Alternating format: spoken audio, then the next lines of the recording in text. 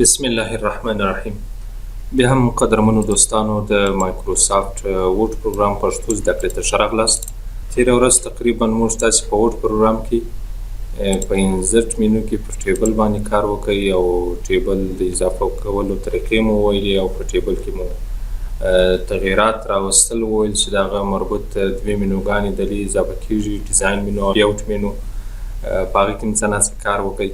اوس هم راځو د انزرټ مینو مربوط په پکچر باندې کار کوو چې پکچر په کومه طریقه سره موږ تاسې کولی شو ورډ صفحې ته اضافه کړو. لومړی به دلته یو لیکنه واخلو، یو 10 پاراګرافه به ولیکو، له هغو څخه وروسته انټر. دا لیکنه چې مو ولیکله، اوس مثال که چیرې زموږ تاسې یو تصویر ته ضرورت پیدا شي چې دلته په ورډ پروګرام کې استفاده کړو، هر ځای چې مو کلیک وکړئ په هغه ځای کې کولی شو تصویر اضافه کړو. مثال دلته مې کلیک وکړئ، راځم پر پکچر باندې کلیک کوم، کوم تصویرونه چې موږ تاسې یو ځای ایښي یا په ډرایو کې مې ساتلي یا په ډیسکټاپ صفحه باندې هغه تصویر به د دې لارې څخه راخلاص کړو. مثال په دې تصویر باندې کلیک کوو، بیا دا تصویر انزرټ کوو. داسې مو انزرټ کړئ. په دې کې دا ښي طرف ته لیاوټ اپشن را سره فعاله کېږي. د دې لارې څخه کولی شو مثال دلته یو تصویر سکور په شکل باندې پر صفحه باندې راولو، ټایټ په شکل باندې ترو او مثال ټاپ او بټم ته کو دا لیکنه یا بیهایند ټکسټ کو د لیکنې شاته دغه تصویر راولو یا ان فرنٹ اپ ورته انتخاب کو د لیکنې مخ ته دا تصویر راولو. په دې شکل باندې کولی شو په اسانۍ سره بیا ایډیټ کې وکړو. کوم وخت چې مو یو تصویر اضافه کړئ ورډ صفحې ته، په دې کې که چیرې غواړو چې په دې تصویر کې ایډیټ وکړو یا تغییرات کې راولو، هغه تغییرات بیا موږ تاسې کوم وخت چې په تصویر باندې کلیک وکړئ په مینو بار کې د فارمټ په نامه یو مینو اضافه کېږي. یعنې دې فارمټ مینو له لارې کولی شو په تصویر کې مکمل تغییرات راولو. اوس که چیرې غواړئ چې دا تصویر سایز ورته کوچنی کړئ یا له یو طرف څخه کم کړئ یا یو طرف ته پراخ کړئ، هغه دلته د دې نقطو له لارې څخه هم کولی شو. اوس مثال دلته په هر کونج کې یو نقطه فعاله پوینټر چې ورته ورنږدې کړو، د دغه نقطې په کلیک کولو سره چې دا د موس په واسطه باندې بیا داسې کش کړو، هر طرف ته هغه طرف ته کولی شو دا تصویر کوچنی کړو یا غټ کړو. بل دلته هم کولی شو که چیرې دلته راسو سایز کې، په سایز کې اوس ګوره یو هایټ ته یو ویډت ته، یعنې کولی شئ جګوالی ورته ورکړئ یا چی ورته ورکړئ، پراخوالی ورته ورکړئ، یا هر طرف ته کولی شئ یو سایز ورته انتخاب کړو یا سایز ورته کم کړو یا سایز ورته غټ کړو. بل لومړی راځو دلته په ریموو بیکګراوند کې که چیرې پر دې باندې کلیک وکړو، هغه بیکګراوند چې د تصویر لپاره موجود وي هغه بیکګراوند ټول مکمل له منځه وړي. داسې تصویرونه پیدا کېږي چې کټ موږ وایو هغه تصویر دې را سره پاتې شو یا نور بیکګراوند یې ټول مکمل له منځه ولاړ شي، هغه د دې ریموو بیکګراوند له لارې کولی شو هغه بیکګراوند یې ټول مکمل ایسته کړو. بل کورکشن کې بیا کولی شئ اوس مثال د دې تصویر لپاره تازګي ورکړئ یا مثال دا تصویر څه تیز کړئ یا خپ کړئ، نه په دې شکل باندې کلر کې بیا کولی شئ رنګونه ورته انتخاب کړئ، مختلف قسمه رنګونه را سره موجود وي، هر رنګ باندې کلیک وکړو، هغه رنګ کولی شو موږ تاسې تصویر لپاره انتخاب کړو. آرټسټ افیکټ کې بیا نور افیکټونه را سره موجود دي، هر قسم افیکټ موږ تاسې خوښ شي هغه کولی شو پر هغه انتخاب شوي تصویر باندې اپلای کړو یا ورته ورکړو. بل پکچر سټایل ته راځو. په پکچر سټایل کې ګوره د دې تصویر لپاره مختلف قسمه سټایلونه موجود وي، هر قسم سټایل چې مو خوښ شي هغه پر انتخاب شوي تصویر باندې کولی شو اپلای کړو. اوس مثال په دې شکل باندې دا سټایل ورته انتخابوو.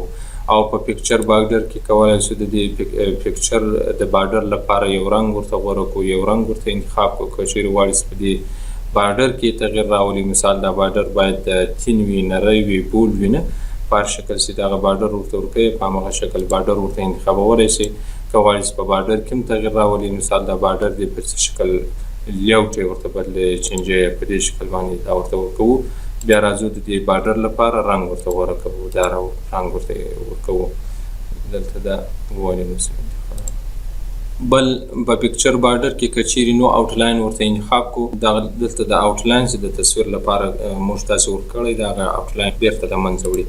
بل پکچر افیکټ کې په دې کې بیا ګوره نور مختلف قسمه افیکټونه موجود وي، هر قسم افیکټ موږ تاسې ورته انتخاب کړئ، همغه افیکټ پر انتخاب شوي تصویر باندې کولی شو اپلای کړو. مختلف قسمه افیکټونه د دې موجود دي. یعنی دا ټول د تصویر لپاره کولی شو، د تصویر د ډیزاین لپاره کولی شو انتخاب کو.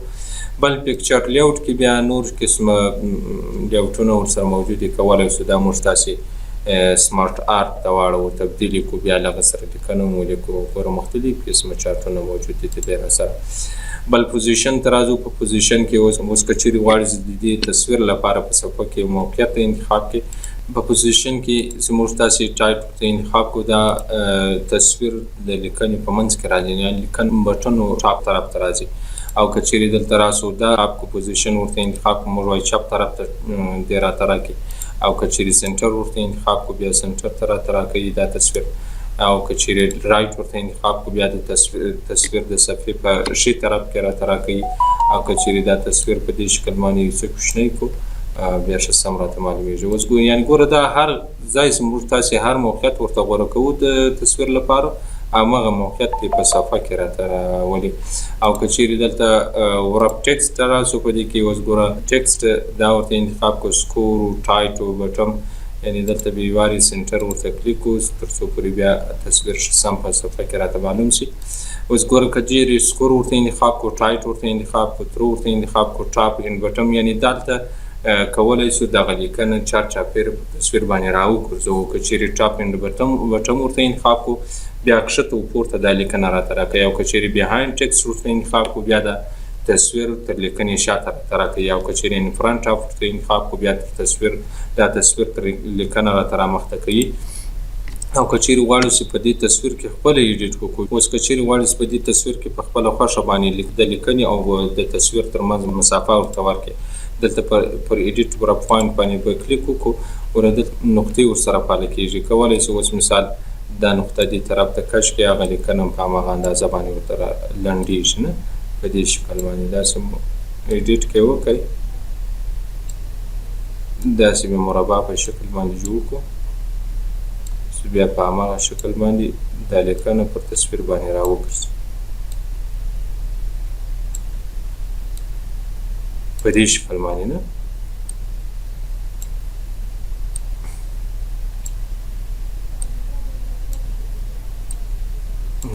اوس مثال دې طرف ته زه دغه پوینټ داسې کشوم په دې شکل باندې، یعنې په کومه اندازه چې موږ تاسې دلته د پوینټونه فعاله کړو، هغه پوینټ یو طرف ته کش کوي، بیا په همغه اندازه باندې له لیکنې سره دغه تصویر مسافه غوره کوي، ورته ورکوي. بل برینګ فارورډ و سینډ بیکورډ، دا بیا د دې لپاره استعمالیږي که چیرې موږ تاسې 2-3 تصویر اضافه کړي وي، که غواړئ چې یو تصویر تر بل تصویر مخته کړئ یا شاته یوسئ، د دې لپاره برینګ فارورډ و سینډ بیکورډ څخه استفاده کوو. اوس که چیرې غواړئ چې له دې تصویر څخه یو بل کاپي واخلو، کنټرول ډي، اسانه لنډه طریقه یې کنټرول ډي د دې له لارې څخه کولی شو موږ تاسې یو کاپي ځینې واخلو. دلته به د دې تصویرونو لپاره دا لیاوټ انتخاب کړو او تر څو پورې چې دا نورو څخه فرق وشي. اوس که چیرې غواړو چې دغه لاندې تصویر نه دا موږ تاسې کلیک کړئ، دا که چیرې غواړئ چې تر ټولو تصویرونو رامخته کړئ، بیا دلته برینګ فارورډ څخه استفاده کوو، یعنې که غواړئ چې دغه تصویر رامخته کړئ برینګ فارورډ ورته کلیک کوو، که غواړئ چې بیرته دا تصویر شاته یوسئ بیا سینډ بیکورډ ورته کلیک کوو تر څو پورې چې تر هغه نورو تصویرونو شاته ولاړ شي. سلیکشن پین کې بیا ښي طرف ته دلته یو لیست را سره پاله کېږي، په دې لیست کې چې هر ځای موږ تاسې په هره صفحه کې تصویرونه اضافه کړي وي، یا مثال شیفونه یې اضافه کړي، هغه تصویرونه یا ټکسټ باکس هم اضافه کړي وي، که غواړئ چې هغه مثال په صفحه کې هایټ کې یا ان هایټ کې هغه دې لیست څخه استفاده کوئ. شو آل ټول راته ښکاره کوي په صفحه کې، او هایټ آل ټول راڅخه پټوي. که شو آل ورته انتخاب کړو بیرته ټول کولی شو موږ تاسې په صفحه کې ښکاره کړو. اوس دا بیا د دې لپاره استعمالیږي که چیرې موږ تاسې تصویرونه اضافه کړي وي یا میشپونه اضافه کړي وي، که غواړئ چې له دې ډاکومنټ څخه پرنټ وباسئ یا دا لیکنه پرنټ کړئ، او ونه غواړئ چې دغه تصویرونه دې ورسره پرنټ شي یا دغه شیپونه ورسره پرنټ شي، نو په هغه صورت کې موږ تاسې دلته هایټ آل ورته انتخابوو تر څو پورې چې هغه تصویرونه یا هغه شیپونه ټول په صفحه کې راڅخه پټ کړي. د هغه څخه وروسته بیا پرنټ ورته ورکوو، هغه پرنټ ته مو وایستئ، له هغه څخه وروسته بیا شو آل بیرته دا ټول شو کوو په صفحه کې، او د پخوا په شان باندې په صفحه کې هر یو جلا په خپله صفحه کې راته ښکاره کوي. بل په فارمټ مینو کې الین دې ته راځو، په دې کې اوس ګوره الین لیفټ و، الین سنټر و، الین ټایټ و، الین ټاپ و، یعنې هر طرف ته که غواړئ چې دا تصویرونه منظم راولي دا به ټول داسې انتخاب کو دا د ټولو تصویرونو انتخابېدل. اوس که چیرې پر یو تصویر باندې کلیک وکړو دا یو تصویر موږ داسې انتخاب کوي. که چیرې پر بل تصویر کلیک کوو دا بل تصویر چې مخکې م کلیک کړی دی دا بیرته له انتخاب څخه وځي. نو د دې لپاره باید موږ تاسې یو تصویر کلیک کوو او بیا په کیبورډ کې کنټرول بټن ورسره ونیسو، بیا پر بل تصویر باندې کلیک کوو هغه هم راسره انتخابوي، بیا پر بل باندې کلیک کوو هغه هم انتخابوي. یعنې اوس ګوره درې سره تصویرونه انتخاب شو. که چیرې غواړئ چې دا درې سره تصویرونه مثال چپ طرف ته ټول منظم راولي، سنټر ته ټول منظم راولي نه، یا رایټ طرف ته یا ټاپ طرف ته یا میډل په منځ کې ټول منظم راولي، بټم طرف ته ټول منظم راولي. دا بیا د دې لپاره کولی شو موږ تاسې استعمال. بل که چیرې دلته پر دې تصویر باندې کلیک وکړو فارمټ ته راسو، په فارمټ کې یو بل کمانډ ده د ګروپ په نامه ده. اوس که چیرې دلته پر یو تصویر باندې کلیک وکړو هغه تصویر کولی شو موږ تاسې سایز ورته کم کړو، سایز ورته غټ کړو نه، یا مثال یو طرف ته بل طرف ته کش کو د موس په واسطه باندې. خو دا یو تصویر انتخاب وي. که چیرې غواړئ چې له ټولو تصویرونو څخه یو ګروپ جوړ کړي او بیا داسې مثال ولري لکه یو تصویر سم اضافه کړی وي، د دې لپاره مهمه دا ده چې باید موږ تاسې ټول تصویرونه داسې په دې شکل باندې انتخاب کړو، کنټرول بټن ورسره نیسو، داسې ټول انتخاب سو. له هغه څخه وروسته دا ګروپ کمانډ فعاله کېږي. اوس پر ګروپ باندې کلیک وکړو د دې ټولو تصویرونو څخه یو ګروپ جوړېږي. بیا د مثال لري لکه یو تصویر چې اضافه شي. اوس دلته پر دې پوینټر باندې د دې له لارې که چیرې غواړئ چې دغه سایز ورته کم کړي یا غټ کړي نه، ټولو ته په یوه اندازه باندې سایز کمیږي هم ورته اضافه کېږي. او که غواړئ چې بیرته تصویرونه له ګروپ څخه وباسئ بیا پر ان ګروپ باندې کلیک کوو، بیرته هر تصویر جلا جلا راته راکوي او په هر تصویر کې بیا جلا جلا ایډیټ کولی شو. بل کمانډ ده د روټیټ په نامه ده. که چیرې پر دې تصویر باندې کلیک وکړو که غواړئ چې دا تصویر یو بل طرف ته واړوئ یا وچرخئ نه، روټیټ ته راځو. په دې کې اوس ګور روټیټ رایټ 90 درجې یا مثال ګرځول دا تصویر، یا چپ طرف ته 90 درجې ګرځول، یا مثال په ویرټیکل شکل باندې راته راکول، په هوریزنټل شکل باندې راته راکول. یعنې هر طرف ته کولی شو موږ تاسې دا تصویر واړوو یا وچرخوو. دلته دا صفحه رانږدې کړو، دلته د تصویر پر سر باندې دلته دغه کوږ دایره شکل ویکتور چې موږ تاسې وینو پر دې باندې چې د موس کلیک وکړو دا کولی شو یو بل طرف ته په دې شکل باندې وګرځو یا واړو. هغه بیا په خپله خوښه باندې هر څومره چرخ موږ تاسې ورکوو په همغه اندازه باندې تصویر په صفحه کې راته څرخوي په دې شکل باندې.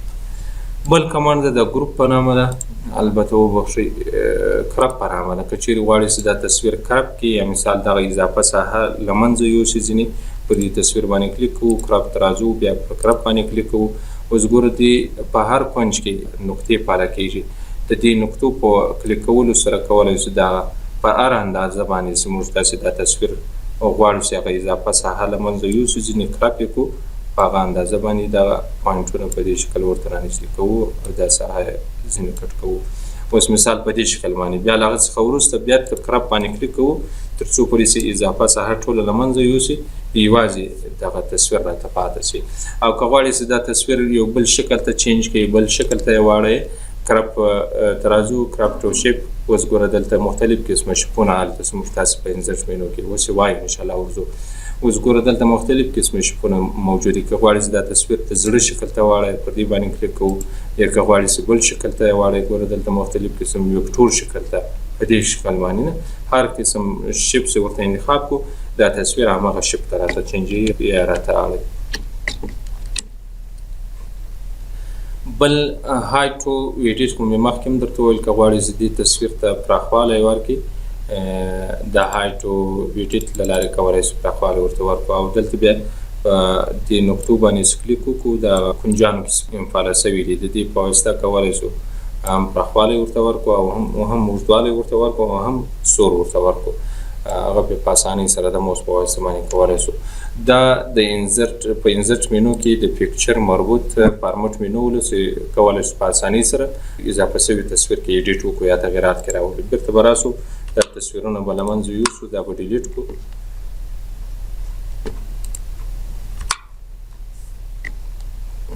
داسې مو ډیلیټ کړو.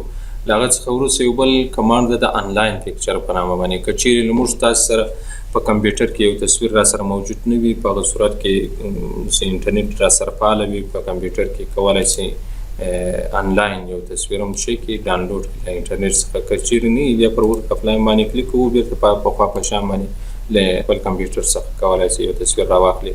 بل شیپس ته راځو. په شیپونو کې اوس مثال هر قسم شیپ چې موږ تاسې خوښ شئ په هماغه شکل باندې یو شیپ وصفې ته اضافه کولی شو. اوس مثال وکتور شیپ هم پکار شي، مربع شیپ هم پکار شي، دایري شیپ هم پکار شي، مثلث، هر قسم وکتورونه را سره موجود دي. اوس مثال به دې مثلث شیپ باندې کلیک کوو، کولی شو دا د دې په صفحه کې په هماغه اندازه باندې رسم کو زموږ تاسې یې غواړو نه. اوس دا شیپ چې رسم کوي د دې شیپ مربوط بیا یو بله مینو پاله کېږي د فارمټ په نامه باندې. یعنې که غواړئ په دې شیپ کې ایډیټ وکړئ بیا فارمټ مینو باندې کلیک کوو او په اسانۍ سره بیا په دې شیپ کې کولی شو ایډیټ وکړو. لومړی به دا شیپ انتخاب کړو. دلته یعنې که چیرې غواړئ چې یو بل شیپ هم ورته اضافه کړئ پر دې لارې څخه هم کولی شئ، د انزرټ مینو له لارې څخه هم کولی شئ. دلته زموږ تاسې د کار د اسانۍ په خاطر باندې دا شیپونه راته راکړي په فارمټ مینو کې. کولی شو اوس مثال دلته په شیپ باندې کلیک کوو، فارمټ ته راځو، دا وکتور شیپ راخه دا هم کولی شئ د دې په صفحه کې ډرا کړئ یا رسم کړئ. بل ایډیټ شیپ ته راځو. که غواړئ چې په دې شیپ کې نور ایډیټ وکړئ یا مثال بل شیپ ته چینج کړئ، دغه اضافه شوی شیپ مثال دغه هیټ زړه شکل ته غواړو چې دا چینج کړو یا بدل کړو هم کولی شئ. یا مثال دلته راځو یو بل شکل ته چینجوو نه، په دې شکل باندې دا شکل ته چینجوو. یا که چیرې غواړئ چې مثال دلته په دې اضافه شوي شکل کې نور تغیرات راولي یا مثال یو بل طرف ته سره کش کړئ یا پراخوالی ورته ورکړئ یا کوچنی کې سره پر ایډیټ پوینټ باندې کلیک کوو. اوس ګوره دلته بیا دغه پوینټونه پاله کېږي، دا نقطې نه دي. د دې نقطو په کشولو سره کولی شو دغه شیپ کې مکمل تغیرات راولي. یا مثال یو طرف ته کوچنی سي یا مثال بل طرف ته غټ سي نه، په دې شکل باندې کولی شو ایډیټ کې وکړو یا تغیرات کې راولو. هغه د ایډیټ پوینټ له لارې کولی شو. بل ډرا ټیکس باکس ته که چیرې غواړئ چې مثال ټیکس باکس دې په کار شي، پر دې ډرا ټیکس باکس باندې کلیک کوو او دلته په صفحه کې رسموو تر څو پورې بیا په اسانۍ سره په هغه ټیکس باکس کې لیکنه وکړو یا ایډیټ کې وکړو، تغیرات کې راولو.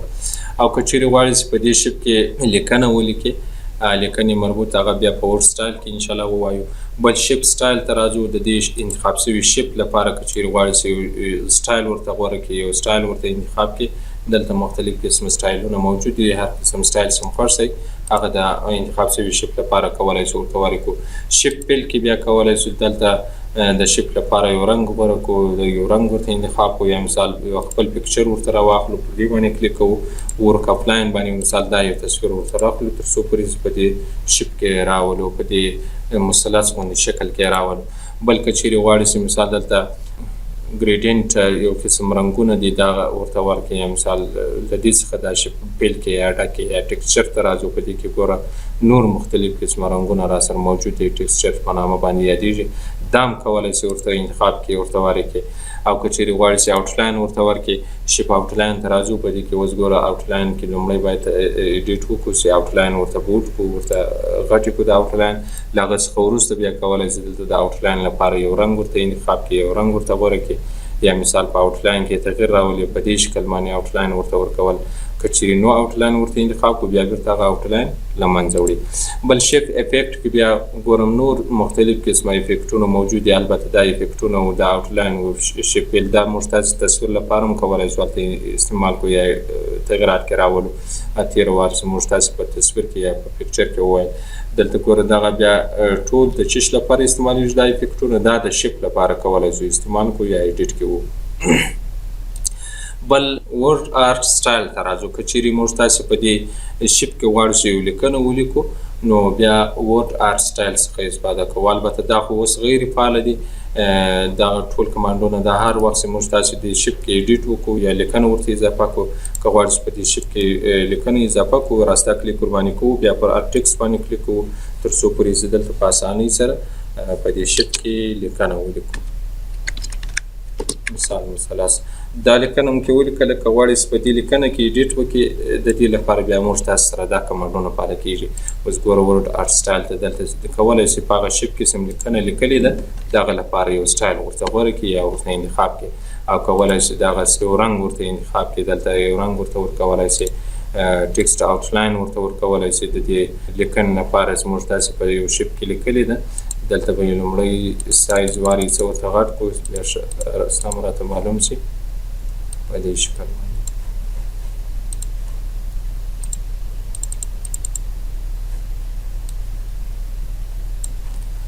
ښه اوس فارمټ ته راځو. په فارمټ کې اوس ګوره دلته ټکسټ آوټلاین، یعنې کولی شي د دې لیکنې لپاره چې په کوم شیف کوم لیکلي د دغه لپاره یو آوټلاین ورته انتخاب کړي. د آوټلاین کې د پخوا په شان باندې لکه مخکې چې موږ تاسې ایډیټ کوئ په پیکچر کې، دغه لپاره هم کولی شي په دې شکل باندې آوټلاین ورته غوره کړي، آوټلاین ورته انتخاب کړي. ټکسټ افیکټ بیا دلته راځو، دا بیا د لیکنې د افیکټونو لپاره کولی شي استعمال کړو یا غوره به ورته. اوس ګوره دلته هم شیپ فیل ولو، شیپ آوټلاین او شیپ افیکټ. دلته د لیکنې لپاره دغه کمانډونه ګوره ورډ آرت سټایل د کمانډونه دغه لیکنې لپاره استعمالیږي په کوم شیپ کې چې لیکنه لیکلې ده، او دغه شیپ سټایل بیا د خاص دغه شیپ لپاره استعمالیږي کوم چې موږ تاسې انتخاب کړی ده. بل ټکسټ ډایرکشن ته راځو. په دې کې اوس که وغواړئ چې دا لیکنه سرچپه واړئ هم کولی شئ له دې ټکسټ ډایرکشن څخه استفاده وکړئ، یا هوریزونټل یا ویرټیکل. بل الاین ټکسټ کې بیا کولی شئ اوس مثال په دې شیپ کې چې لیکنه لیکلې ده باید ټاپ طرف ته راته راکړي، میډل ته یا بټن ته، خو دا اوس موږ تاسې دی چندانې راته معلومیږي نه. دلته به په دې شیپ کې لیکنه ولیکو، په دې شیپ کې بیا ښه سم معلومیږي. اوس موږ تاسې دا لیکنه په چیش کې لیکو، په سنټر د دې شیپ کې لیکو. که غواړئ چې دغه لیکنه ټاپ طرف ته سي هم کولی شئ، یا مثال بټم طرف ته سي هم کولی شئ. په دې شیپ کې بیا هغه لیکنه یو بل طرف ته وړي. دا نور کمانډونه مې انشاءالله ویلي دي. ارینج مربوط یا د سایز مربوط دغه موږ تاسې پکچر لپاره چې موږ تاسې استعمالول یا کار ځینې اخیستی دغه رقم د شیپ لپاره هم کولی شو له دې کمانډونو څخه استفاده وکړو. یعنې مثال پوزیشن د دې شیپ لپاره په صفحه کې یو پوزیشن ټاکل، ورا په ټکسټ ته راځو. که چیرې غواړئ چې دا شیپ تر لیکنې شاته کې یا لیکنه چار طرفه ورباندې راوګرځئ یا تر لیکنې مخته کې، یعنې دا ټول کمانډونه موږ تاسې په تېر درس کې ووایو. یا مثال برینګ فارورډ د یو شیپ رامخته کول، یو شیپ شاته وړل، یا مثال هغه شیپونه چې مې اضافه کړي دي هغه کولی شو په صفحه کې هایډ کړو یا ټول شو کړو. یعنې دا ټول کمانډونه د تصویر لپاره څنګه استفاده کول دغه رقم کولی شو د شیپ لپاره هم استفاده کړو یا کار ځینې واخلو. انشاءالله د نن ورځې لپاره زموږ تاسې درس همدومره بس ده. سبا بیا که خیر پر سمارټ آرټ او چاپ باندې کار وکړو. نور تاسې خپلې پوښتنې وکړئ او زه به دا ریکارډینګ بند کړم.